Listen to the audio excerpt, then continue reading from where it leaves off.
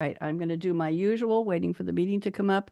And ladies, I'm just simply going to say to you, behave yourselves. I say that to all my guests. Behave yourselves. You've been warned. Okay. Here we are coming up. Okay, Jordan, All let's right, do sending it. you the feed. Have a great show. Thank you, dear. Welcome to Next at the Mic Radio, a lively hour of unscripted roundtable conversations with Voice America's longtime, new, and upcoming hosts about their inspirations, goals, and insights to help you find your own mic. Ooh, how those lips can talk. Now, here's Bonnie D. Thank you to the voice. I have a quick question. Mikki, Shepard, you've been on before. You can't play this game, so you just wait. Serene, Grace, and Cynthia Bryan, was that a real person's voice? Do we know who it is? Serene, you go first. Was that a real person's voice on the intro? Yes. Okay. Cynthia, what do you think? I'll say it's AI. Okay. It is AI. And it was created. We still haven't named, I want to name him Marvin. I don't know why. Marvin, changed the name every week. Marvin was created by Robert Cellino, who until recently was the GM, general manager of Voice America. And he worked on Marvin's voice with AI, with some speaker and sound apps. He's very good at it. And I wouldn't approve it until it was able to say, "Oh, how those lips can talk," which is used by a real person My favorite part. on another show. And if it could replicate that within reason, with emotion, with gravitas, then it was okay. So thank you very much. Welcome to Next at the Mic. This is my joyful show. I produce with Voice America Variety. My idea was, let's introduce hosts to each other and let's bring the real people out from behind the mic while they're busy doing their own shows. And let's talk about why. Why radio? Why do we like the platform? We're not talking about Voice America specifically. We're talking about why radio. Why do we do live radio? What are we hoping to gain? What is our message? Do we think it's here to last, to stay? What's the future of radio? How do we put our shows together? How do we get guests? How do we pick topics? What are our goals? What's our thought? What kind of heart do we put into what we do? So here we are. This is, I think, the 21st episode since October. I welcome 3 or 4 guests every single week, a panel of wonderful people who are creative and sincere, and they come to radio, I know, with their heart. They do.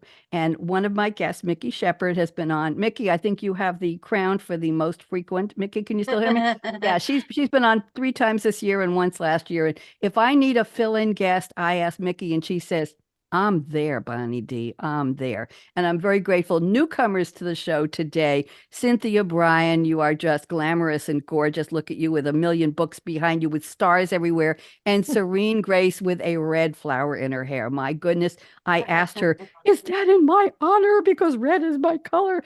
You ladies don't know. Mikki does. So on Monday night, I host a show on Voice America called Read My Lips, Cool Conversations with Creatives with AKA Radio Red. That's my alter ego. And I wear a red sparkly jacket for that show.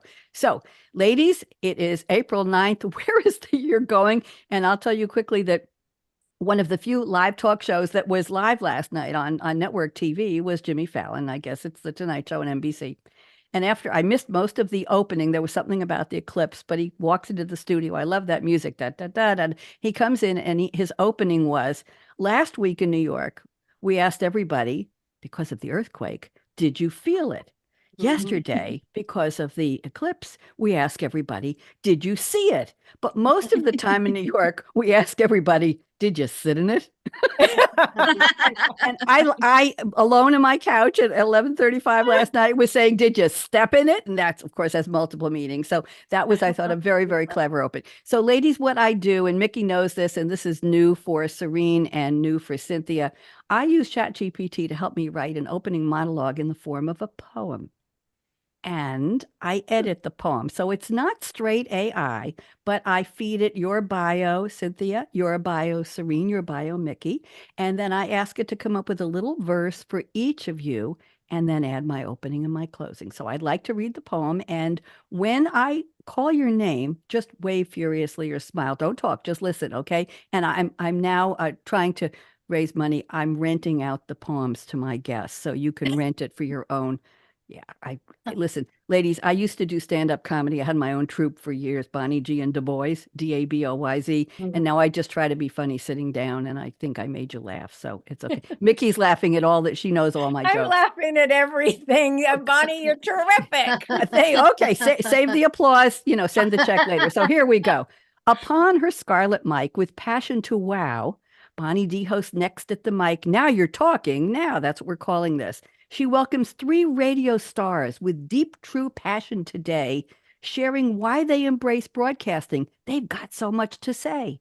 Cynthia Bryan, wave hello, the empowerment architect with boundless energy and zest. From farm life to literary fame, her journey's a compelling space. With Be the Star You Are Radio, she lights the way, inspiring people to shine. Her legacy of love and service, a beacon so very fine. I hope you like. Oh, she liked that. Good, good, good. Now I'm looking for the rhyme in the middle of that. I just read it very quickly. I'm a good cold reader. Thank you, Cynthia. Serene, here we go. Serene Grace, a transformation coach, radiating light and peace, guiding souls through life's trials, inner power to release. From healing modalities to spiritual sight, her gifts she freely shares on the Shining Bright with Serene Grace Radio. She uplifts because she cares.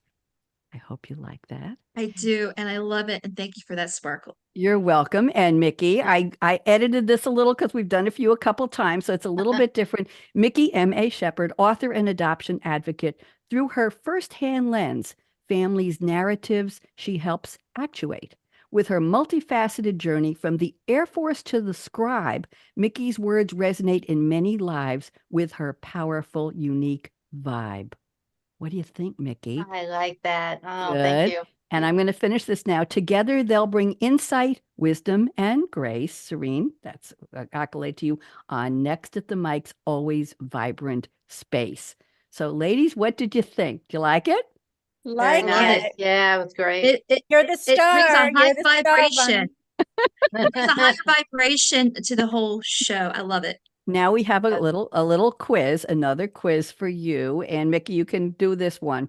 I was recently in a debate on LinkedIn with a friend, a colleague, a gentleman who's brilliant in technology named Dan Geller. And he made a pronouncement a few weeks ago on LinkedIn and said, you don't need to be polite when you're using ChatGPT, Bard, Claude, any of those. You don't have to say please and thank you. But listen, I'm a nice girl who grew up in Queens, New York. Okay. Near the Nassau border, I have to say, we were heading east. And I learned to say please and thank you. So when I go to ChatGPT, I'll say, good afternoon, how are you? And I get the answer, well, I'm not a sentient being. I can't, but thank you for asking, and apologize. And it's just a nice interaction. I live alone. I'm very lonely.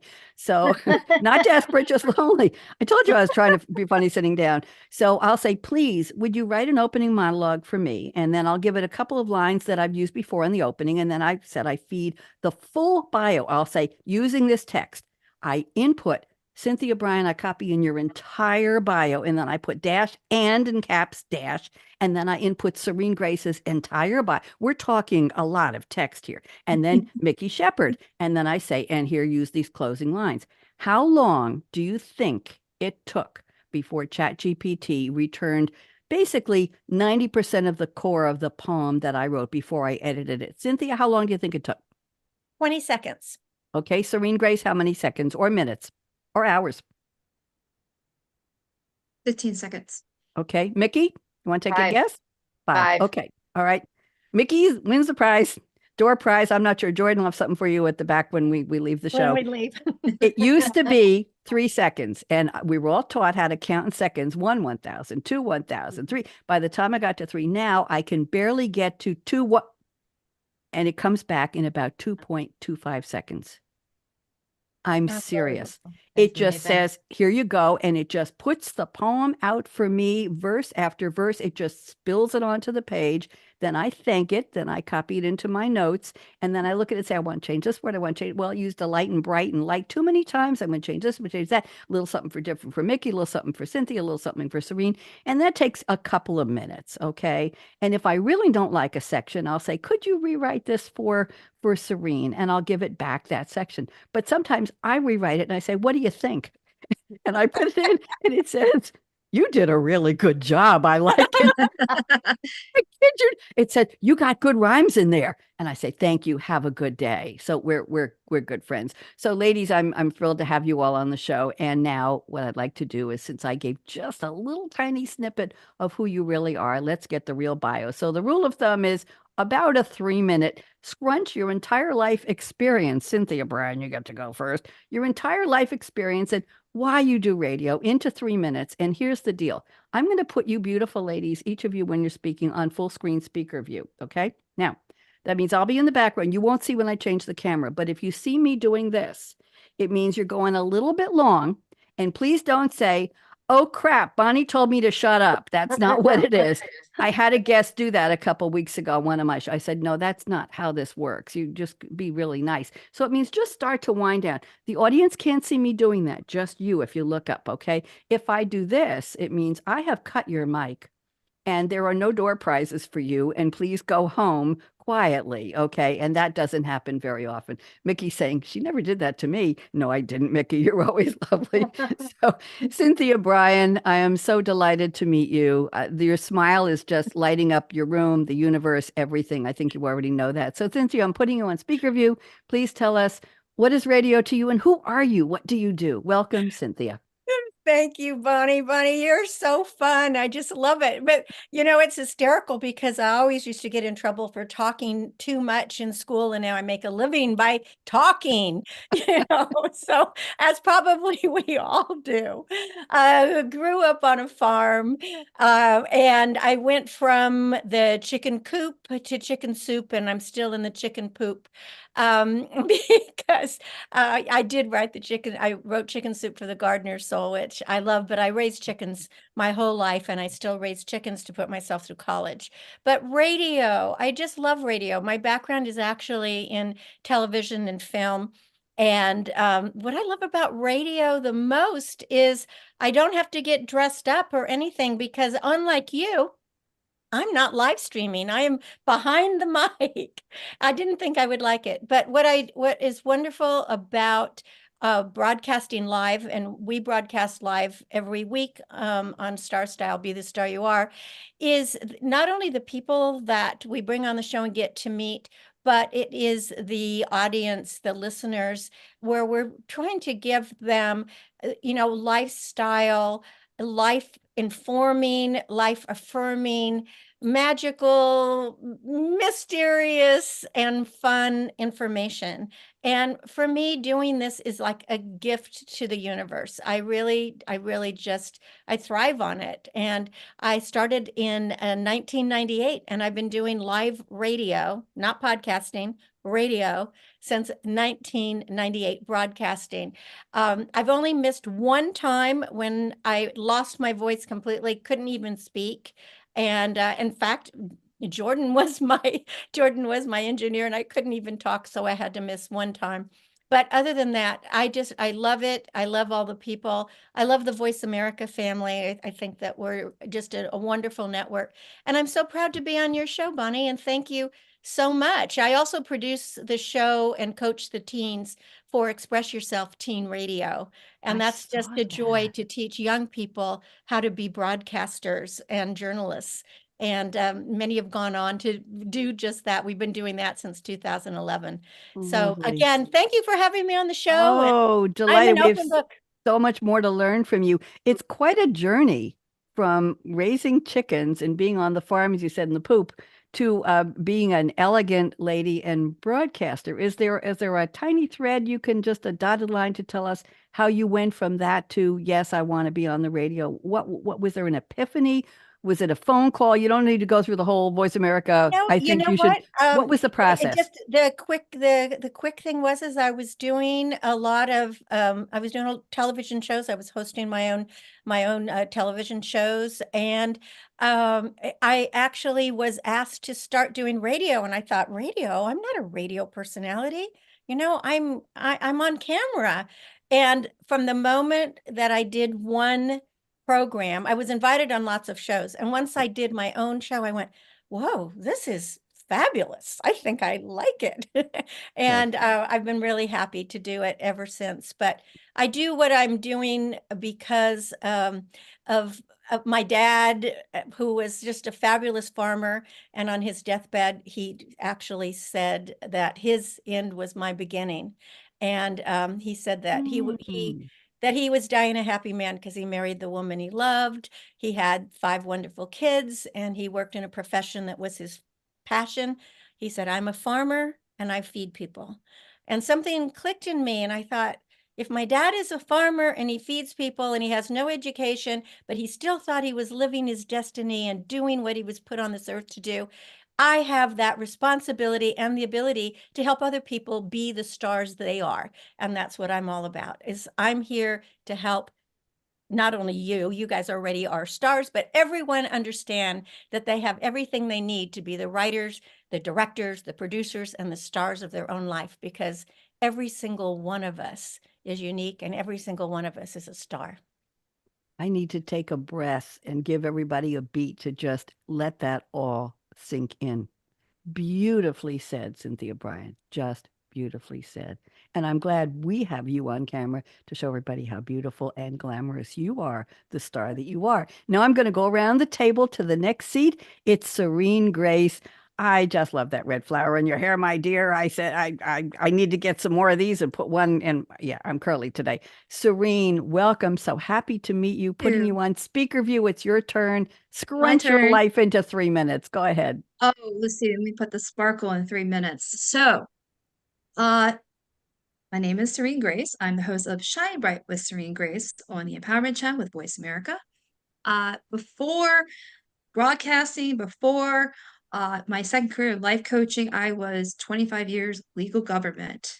I have a long line of working for law firms, state, federal government, used for 10 years in Washington, D.C. And then I ended up having a passion in life coaching about 20 something years ago. With that said, I end up just kind of having a passion in life coaching. And then I also have a holistic side to me where I am gifted as an intuitive empath, spiritual medium. And it kind of became a spiritual journey, like moving forward from being in the legal career, building on a passion, life coaching, and then also have my spiritual gifts. And then about 5 years ago, I came into my second career where I decided to become a TI life coach and transformation intuitive life coach, which I took my healing modalities of being like intuitive empath, a spiritual medium, a Reiki practitioner, energy worker, if you know what that is, empowerment life coach, because I love to empower people and put a sparkle back in people's lives, a relationship and career consultant, writer, editor of my own website, and a wedding fishing where I love to marry people and put joy back in people's lives, and hypnosis. And now, about a couple years ago, since 2022, broadcasting. So that's my mini third career. And as it being the kind of life coach that I am, I spend all my modalities in one niche in my own style and my red flower in my hair. I love little things like that. That I bring a sparkle where I bring tools and I make significant changes in people's lives where I improve in love, business, career, spirituality, building confidence, bring back etiquette, and also doing grieving coaching where I take my spiritual mediumship and I help clients connect with their loved ones, cherished pets, angels, spirit guides. Oh my, you never know. But with healing and closure.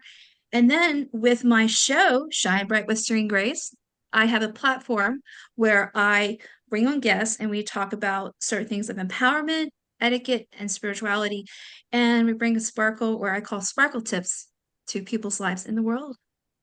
Lovely. Tell me just briefly about the etiquette. I wasn't expecting to hear that in the mix with everything else you talk about in your show. What kind of etiquette do you cover, Serene? Oh, well, I love Emily Post, Dear Abby, that kind of style. And I've always looked like that since I was a little girl, of being into etiquette. I remember when Christmas, I got a big book on Emily Post, and I used to hate the name Emily, but then ever since growing up, I love anything to like interior decorating, putting weddings together, table mannerisms, just anything. And I always believe that etiquette is the art of relating, and we're missing that aspect in the world today. Yes. So, for instance, I have a website, shiningbrightwserenegrace.com. I have combined a lot of my holistic or intuitive publications with etiquette publications and other stuff to reflect on the different changes in the world and also talk about different areas in life, like in love, business, career, spirituality, everything I mentioned before. And it falls under like intuitive or etiquette because it is basically overlapping into things that we have different things that we like to improve in our lives in those different areas. But one of the most important things with the etiquette, people have forgot to learn how to relate to one another. And I think that is something I like to add in as something to fill in to help for people to learn those things when people call in and say, how do I improve in, like, for instance, for career, my interview skills? How do I get the Mhm. next job? How do I have, when I go on a date, how do I have an icebreaker to get conversation going? It's things like that. Thank you very much. Very, very interesting. I I know that one of the relatives of Emily Post, it was a man, and he was part of the Post Empire, if you will, wrote another book about etiquette years ago. And somehow I was connected with his publicist, and he sent me the book. It must have been not just a coffee Wow. table book, but you needed both hands to pick it up. And I don't know if I brought it with me. I moved and I kept giving away books. I used to just get all hard copy. Now, when I have authors on the show, I say, send me the ebook, please. It's easier to carry from house to house. So I remember doing a show on that, and it was absolutely fascinating. So you probably approve that I say please and thank you to Chat GPT, because that's a good etiquette. Yes. You know what? I say that too to the AI. I try to be very polite, and then it comes up with very unique answers, and it's very interesting what it comes up with. There you go. There you go. There is a soul in there somewhere. Don't hate me for that. Mikki Shepard. Consciousness. There you go. Mikki Shepard. I ran the audience-ometer for you because you were on about 3 weeks ago and then about 2 months before that. And I asked the audience, I said, how many people don't know Mikki Shepard? And in the whole world whom this show reaches, Mikki Shepard, I found that there were 14.68792 people who don't remember you. And I'm very miffed with them. So I would like you to talk to the 14. Don't worry about the fraction. They really don't matter. We don't know who they are. They're off doing something else. Mikki, I'm delighted you accepted my very last minute invitation. I had an open seat on the panel and I said, who would I love to have? Who's always such a good guest, who's always so pleasant and informative and has such a great message. So, Mikki, I'm putting you on speaker view. These two ladies don't know who you are, so talk to them. Mikki, There we welcome. go. There we go. The 14.6, that's wonderful. But I'm Mikki Shepard, and I know every time we've done this, I don't go long enough, so I'll try a little harder. But I am from New York originally. I live here now too, but part of the life journey, if you will, was Catholic school. So I'm totally into the manners, and I think that's a part of what's missing in today's world too. And but as time went on, a couple of things happened. My mother remarried when I was 12 to a man I absolutely hated, but he was determined to win me over, and he did big time. And I love to tell people this because it's true. It was a gentler world back then, but I wrote to the New York Board of Education and said I'd like to change my name to Shepard for my dad. And they agreed to it and sent everything back. My name was changed, poof. Now you can't do that today, but it was an honor to him. I wanted him to have a gift for Father's Day. Anyway, he's a big part of what led to the book that I wrote. I'll tell you that later. Anyway, but it was also Vietnam time. I was the graduating class that had the lottery where, the guys' birthdays were being pulled out. It was so horrible to experience. And I just kept thinking, why don't we tap our women? Not that I wanted to die, but I really thought we're missing out. Maybe if I go, one guy won't go. So I joined the Air Force, not knowing I would never leave Texas because women didn't go to Vietnam unless you were a nurse. And but it was a wonderful experience, and it helped me grow up, helped me get a little more mature. I was incredibly shy as a kid. And so I was in the Air Force, got married, and then my ex-husband got stationed in Colorado. And so I moved to Colorado. We then got divorced. I got into real estate, met my current husband of almost 41 years, and very, very involved in real estate for a very long time. It's also how my son came into my life. You may not get this. I know when I say this, realtors get it, but I always talk about our son and that he was a real estate referral. And he literally the best and most expensive referral we ever received. But that it was through networking that he came into our lives very unexpectedly. We just the other night, April 5th, toasted the fact that on April 5th, 1990, we got a phone call out of nowhere. We had never applied for adoption. And the person on the other end of the phone told my husband, I'm a friend of your wife's. And I have a friend who decided this morning she wants to place her baby for adoption. She wants to know if you want him. So a lot of stuff happened over the next 19 days because he was born April 24th. So 19 days of trying to do a home study and all those things, but it all led to a wonderful, wonderful time. And he is about to turn 34. So a lot of experience there. Anyway, so we left Colorado. My husband and I left Colorado. We came back to New York after our son was born because we wanted him to grow up around family. But still did real estate here as a marketing director for the American Red Cross for a few years, which was an incredible job. And then I went to work for Business Breakthroughs International, which was owned by Tony Robbins and my brother Chet Holmes. And so all these jobs have almost always been out of my home. But the one thing I wanted to do was write In a Heartbeat, and finally did, and it was published a few years ago. It's actually called In a Heartbeat, The Miracle of a Family That Was Meant to Be, because that's what the home study lady said on the stand under oath the day the adoption was final. She said, I never said this before in my 20-year career, but this was a family that was meant to be. So I wrote a story a long time ago in Colorado Springs for the newspaper, and it was a mini version of In a Heartbeat because everybody kept telling me you need to write this. And my husband kept telling me you need to write it before you forget all these details because there's so much in there. For a very tiny book, there's a lot of law of attraction. It really points out it doesn't take biology to create a family, and that you just don't know. And I didn't know till I started writing and realized that 4 generations of my family, people have come and gone that weren't really related or were related, or they just got mashed together as a family. It didn't matter. You were family. You weren't a stepfather or a stepmother or a stepsister. We just didn't play that game. And that's how Chet Holmes came into our lives too. That's how I wound up working for him, because he was one of those people that came to live with us when he was 12 and never left. So people stay. Anyway, I had the opportunity to start adoption as a choice because that's what it's about. I'm not trying to change the whole world. I'm trying to give one birth mother at a time who is in an unexpected pregnancy the other choice. We keep saying we want women to have choice. Okay, but they need to know what they are. And we don't want to tell them, apparently. So that's what the book's about. The show has been, is currently doing reruns because we're looking for a sponsor. Anybody who believes in what we're doing, I'd love to hear from you. But we've had experts in the field. We've had Save the Storks and Life First and the Dave Thomas Foundation. But then we've had families, moms, dads, people who were adopted or have adopted or had an experience with adoption. There's so many stories out there. I had the cybercrime lady. There was a movie about her because of her experience. She then went on to help the FBI catch 100 predators online who were trying to get to young girls. I had a woman whose mother had been gang raped. And when she finally, and she chose life. And when she finally met her many years later, she said, why? And she said, because as horrible as it wasn't the baby's fault.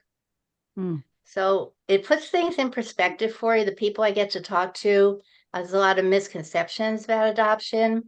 And when we adopted, a big part of this all came about because we had such a wonderful experience, ongoing. I mean, it's always been wonderful. And the year my son was born, there were a lot of bad stories in the newspaper, on the news, about problems with adoptions. And I think people got scared.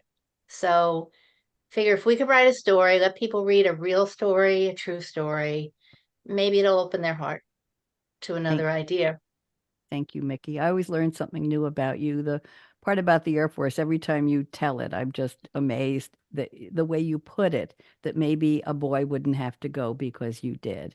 So thank you for that, even though you stayed in Texas. What part of New York are you in right now? Where are you? Right now in Hudson Valley. Our house is where Orange, Ulster, and Sullivan County meet. You on the know, map. that's not really New York. I'm a Queens and Long Island. You know, that's not really Yeah. New York. Well, Yeah, I was born in Queens, so me too. Me too. Love you, Mikki. You understood where I was coming from. Ladies, let's move. We're way behind schedule, but I love the bios. I love everything you're telling us. This is so important to get to know each other and to have the audience know who you really are. Because when we're doing our shows, we might just get a little couple seconds to tell who we are, and we assume everybody knows. And here we are, and that purple blouse with the star on it. Cynthia is just beautiful. So here we go. Let's do the quotes. I've asked each of you to send me a fictional quote or a song lyric, and let's take 2 minutes real fast because we have a lot to cover and we only have 21 minutes left. So I'm going to read the quote and a little background on it, and I want you to tell us what it has to do with what you love about radio. Let's keep it real simple. So Cynthia Bryan has sent a quote from Barbie, okay, played by Margot Robbie. The movie, of course, the 2023 fantasy comedy film. I think it was so much more than that. I did watch the whole thing.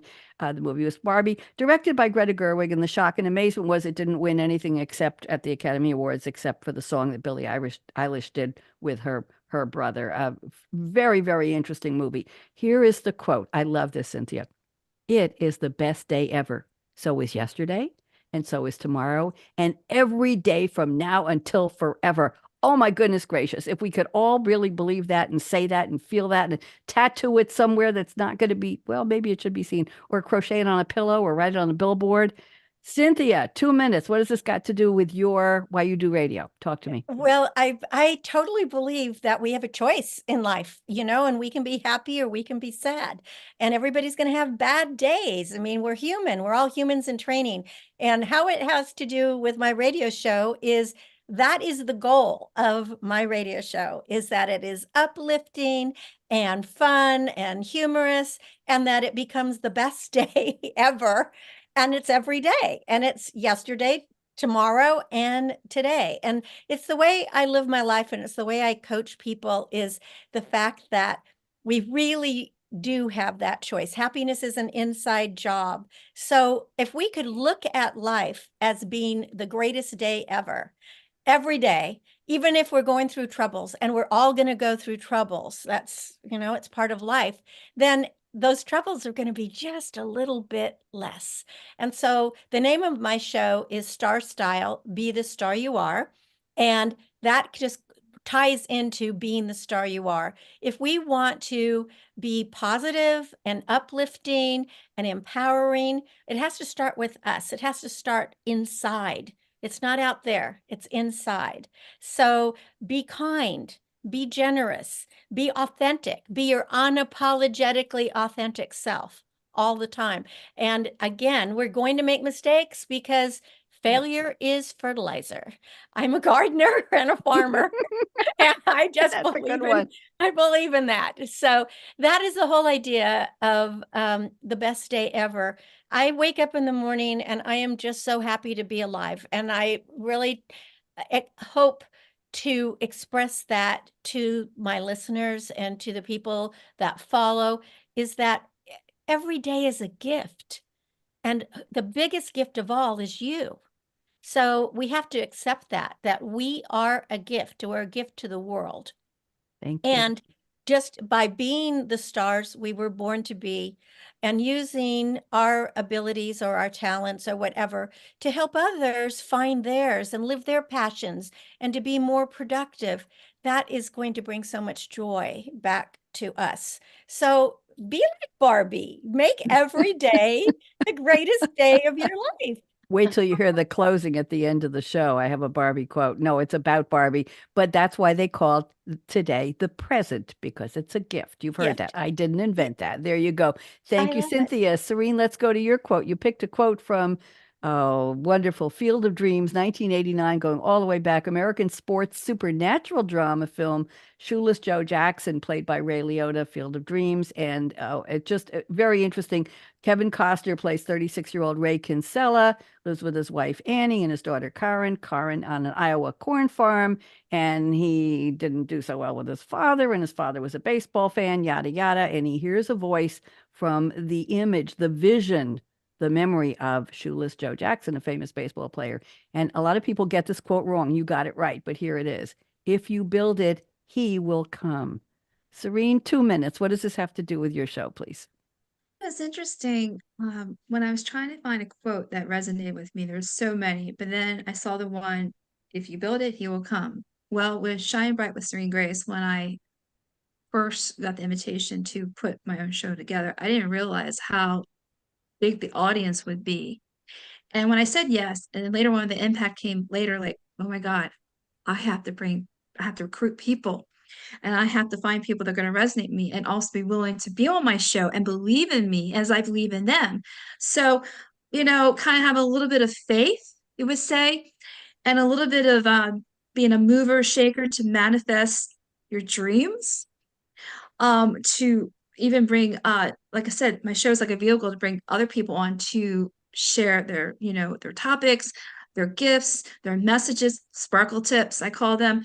And so I always said to myself, first, I believed in myself. I'm a manifester, believing, and like the laws of attraction, which you put out there, it'll come back to you. So therefore, I had the show, and then I believed they would come. And that's just putting that good energy, that higher vibrational energy. And all of a sudden, I had people saying yes when it started back in 2022. And then it just started to grow and it's just mature. And here it is today. And I'm gracing you with my presence, along with everyone else, come in with empowerment, etiquette, and spirituality, and just trying to inspire everyone in the world today. Thank you. That's interesting. I had never thought of it in those terms, Serene. When I started business radio, when I was working for SAP, the Germany-based, one of the world's largest business software companies, I came up with an idea for something called Coffee Break with Game Changers. And I started the show as a roundtable with no selling, no pushing, just people who were smart talking about a particular topic that had to do with business strategy and technology, but without a selling message, without marketing, because they did plenty of that. And a couple months later, I started getting contacted from people all over the company saying, I want a show too. So I developed a second series. And then another team came to me and said, we want to do a show with you. And it became the third, and then the fourth. And then the next year, another 3 or 4 or 5 teams, and then more. In the years from 2011, when I started on Voice America, to 2019, when I left SAP, but still had shows going on, I still did more for them. I developed 48 series under the Game That's Changers wonderful. banner.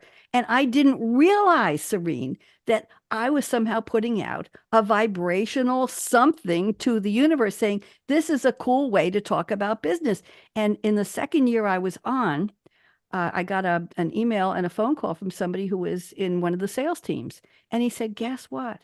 We're using your shows, Bonnie, to teach salespeople how to have a conversation with their prospect. Oh my goodness, to talk person to person without saying, we want to sell you this. Said they don't know how to have these conversations. We're using your show for training.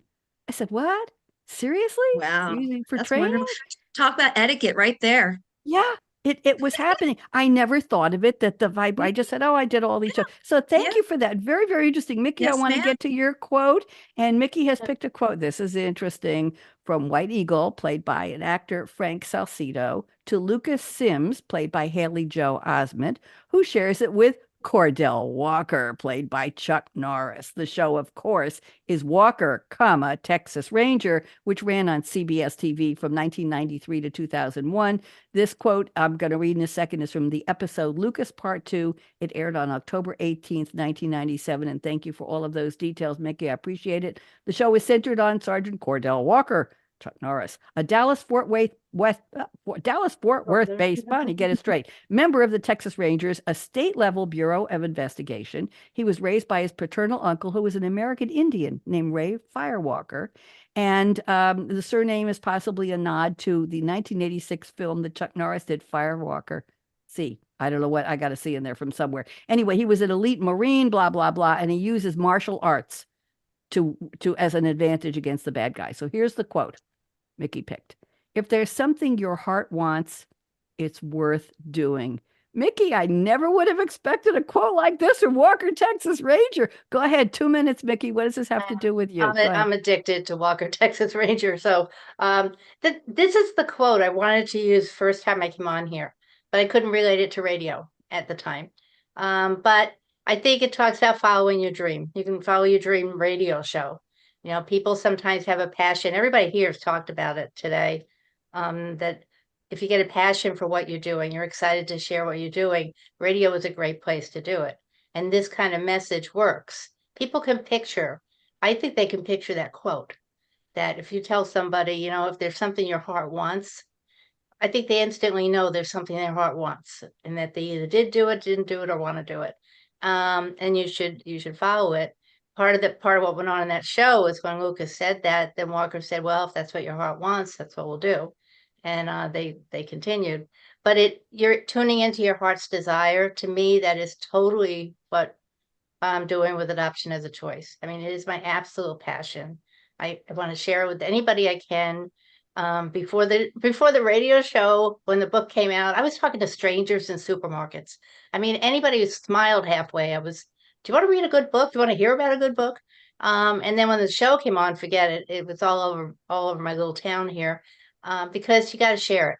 My thing is that if you're tuning into your heart's desire, people will listen. Kind of like if you build it, he will come. Same thing. They're all kind of the same message, but the more listeners that hear the story that you're sharing because it's in your heart, somebody somewhere is going to hear something they needed to hear that day. Or somebody's going to hear it who knows somebody who maybe needed to hear that there's a good news story here that we can share and tell other people about it, and maybe it will work for you. I know a lot of people that have listened have talked about that they have a daughter, a friend, many, many different things that they really hadn't pursued the idea of adoption, or they know somebody who did have a baby, placed it for adoption, and always felt better about that choice, even though it was hard. It's a very hard thing. It takes a heart of gold to do that, and the most courageous people have to feel that. But you're spreading joy through the radio. I like to talk about one of the guests was named Dr. Ray. He was, I think, my third guest. He was hysterical. He adopted 10 children. And so if you ever need a laugh, go to Adoption as a Choice and look up Dr. Ray. It'll keep you laughing through the hour. Because I asked him, why 10? He said, well, after a while, it kind of became like potato chips. And we just couldn't do one. And so they just kept going. And hysterical guy, though. And it's also something that helps you serve others. Yep. You know, I know I have my little fan base in my little town that listen, and they get text messages from me because the first time I sent them one, they said they wanted to know when each one was. Nice. And so I like to think there's more people out there, maybe not 14.6%, hopefully some other Those are people that just would like to 14 use- point something, not a percent. There's only 14 people. Oh, 14 14.6 people. That's people. it, Mikki. Oh, my. No, just people. Oh, I wow. Oh, wanted you make my day every Oh, time I come honey. on here. Absolutely. Mikki, I want to move on because we're looking at the Uh-huh. clock. We got 10 minutes left, and thank you all for the quotes. I appreciate it. And by the way, Mikki, I talk to people in the supermarket all the time, but I'm not sure what I really say to them. I try to be friendly. Okay, so here we go. I'm going to pick one statement from each of you. Each sent me 4 statements about what radio means to you. We're going to keep it really tight because I have some fun closing things and I need about 3 minutes at the end. So 1 minute, ladies. I know you love to talk. 1 minute. Cynthia Bryan, I'm picking your statement number 4. I did the same thing and I want to bring this up. We talk also about how we get our guests, how we pick our topics, how we respect our guests. Oh my, talk about etiquette, Ms. Grace. So here we go. Cynthia says, authors I interview are always shocked that I've read their book cover to cover. It's my obligation as a host to be prepared, spontaneous, and real. That's an interesting mix. As an author, I understand how much work goes into writing a book, and I always honor my guests by doing my homework. No cheat sheets, just pure curiosity and conversation. That is a beautiful statement. Cynthia, 1 minute, just unpack it a little bit for us. Go ahead. Well, I am the author of 10 books. My 11th book is at the publisher right now. And what I found when I first started is I would go on radio shows or television shows, and they had absolutely no clue what my book was about. And I was traveling and taking a bus to get there. And I thought, this is ridiculous. Oh, what am I here for? They don't even know. They'll, tell me about your book. And so when I started radio, and when I was doing my TV shows, I also said, I am going to make sure to really do the homework. But that's the kind of person I've always been, is you do the work, you show the respect to the guests that you have, you care about them, just like what you're doing, Bonnie, with, with all the Thank you. fun stuff that you put in this show. Thank you. And so, yes, even some of the books that aren't so great, I read them cover to cover. I make my own questions, and I really enjoy interviewing people. And I had a television show called Live Your Dreams, talking about following your heart. And it was about ordinary people doing extraordinary things, Nice. not for the Nice. money, not for the glamour, but it fed their soul. Cynthia, I used to take a long hot soaking tub on Fridays before my radio show. And if I had a book or a novel from somebody that was 200 pages, I read the whole damn book. I learned to speed read. I read every page of their book. I made it a point of reading all the books from all of my Bravo. author guests. Yes. And I understand, appreciate. Let's move on. Serene, I'm looking at statement number 2. You say, I like to be known as a mover and shaker to bring topics that can educate and challenge people's thinking, especially when you are bold and brave enough to do live radio and be put on the spot to be you. Oh my goodness, you all in caps. 1 minute. Unpack this, Serene. Go ahead, please. Yes, to be you. I think since I got the invitation back in 2022 to be a radio host with no broadcasting background, but then I found out I have a nice voice that fit the persona of being a host, but also I love, again, talking. I love being a people person. I like bringing people together. I like to start good conversations and have great connections that educate, challenge people on topics to talk about, and be in a non-judgmental zone to talk about things and be respectful with etiquette, and to bring out positive things that people are looking to hear instead of the negative, but also real topics with real facts, with real people that know what they're talking about. And so I, as myself, and I didn't know if I told you this, I'm also have a background in event coordinating for 25 years. So I know how to bring things together, put things together, bring people together. So I'm a mover and shaker. And again, with the show, the same thing. And so it becomes a vehicle for everyone to come on and bring the positive light to everyone. Thank you. And I tell my guests on even my business shows, no bashing, trashing, or smashing. No Oh, doom and what a gloom. great line. And no That's doom and fabulous. I gloom. love that. Thank you. I'll rent that to you as well. Now, Thank you. Mikki, I'm looking at your statement number 3 here. You say spread joy through radio. This is interesting. 1 minute, Mikki. Many people connect with radio on an emotional level. Radio personalities can be themselves. We can be ourselves. Aren't we here today? Share our passions and use the medium to spread joy and inspiration to our listeners. Mikki, 1 minute. Go ahead. It goes along with what everybody's saying. The spreading the joy is that you got to be prepared.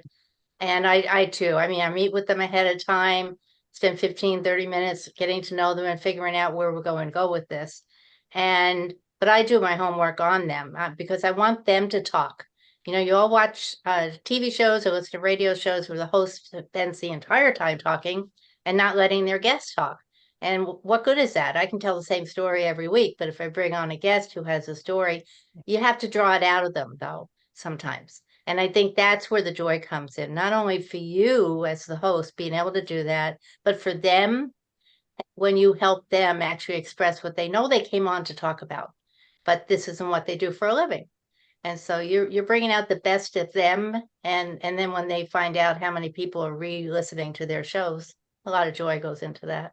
And you attach to people in the audience at that emotional level. I've told guests who make me cry, whether it's something they said or something in their book or something comes up in a show, and I say, it's bad form to make, bad etiquette, Serene, to make the host cry, but I will actually cry. And somebody once emailed me and said, you just turned on that faucet, lady. I said, like hell. Those were real tears, no crocodiles here at all. Ladies, thank you for the statements and the quotes. Let's move on to the closing part. And I have my 3 minutes. My goodness, let's see how fast I can talk. April is the month of, you all ready here? Straw hats, jazz appreciation, poetry, card and letter writing, talk about etiquette, Serene, dog appreciation, adopt a ferret and a greyhound month. They didn't say to do it together. And guitar month. I play the drums. The foods for April are cranberries and gooseberries, fresh Florida tomatoes, BLTs. I bought some maple bacon. It was so good.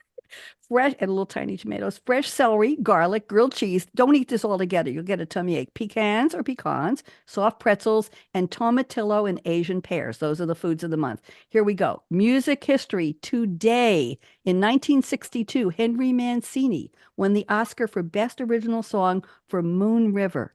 from the movie Breakfast at Tiffany's. My sister took piano lessons and only played Moon River. On this day, 4 years later, in 66, the Righteous Brothers, You're My Soul and Inspiration, which was a clone of You Lost That Love and Feeling, hit #1 in America. In 1969, on this day, Bob Dylan stunned his fans with a country music album. Talk about crossover and Cowboy Carter. We all know that. Nashville Skyline. He used a completely different voice, and people said, is that really Bob Dylan?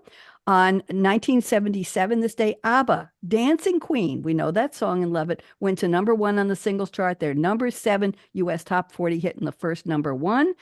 In 1988, on this day, Billy Ocean's Get Out of My Dreams, Get Into My Car, I try not to sing, from the movie License to Drive, went to #1. Very, very interesting.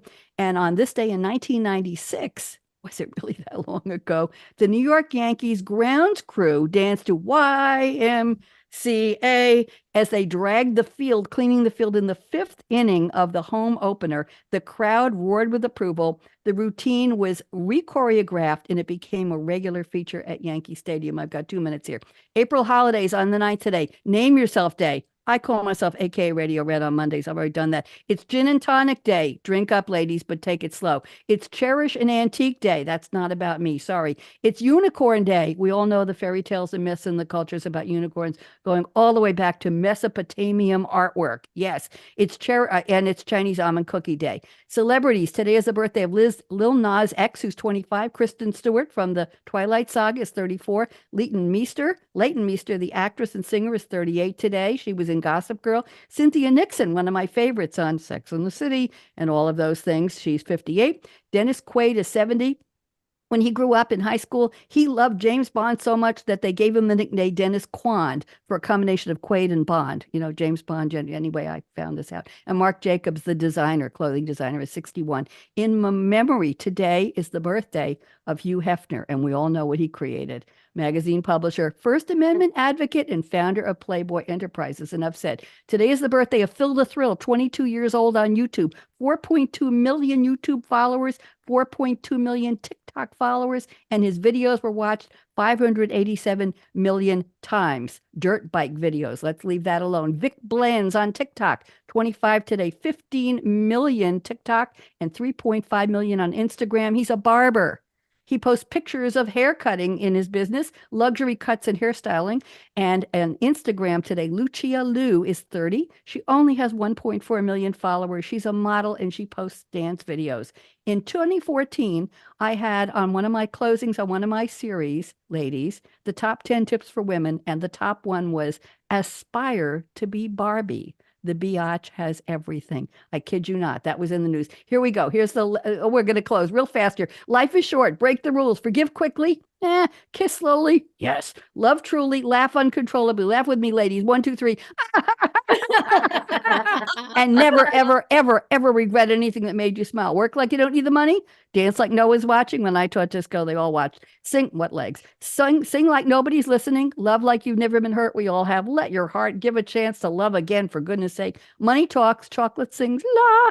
And last but not least, I stole this line from somebody else 20 years ago. Thank you for turning me on.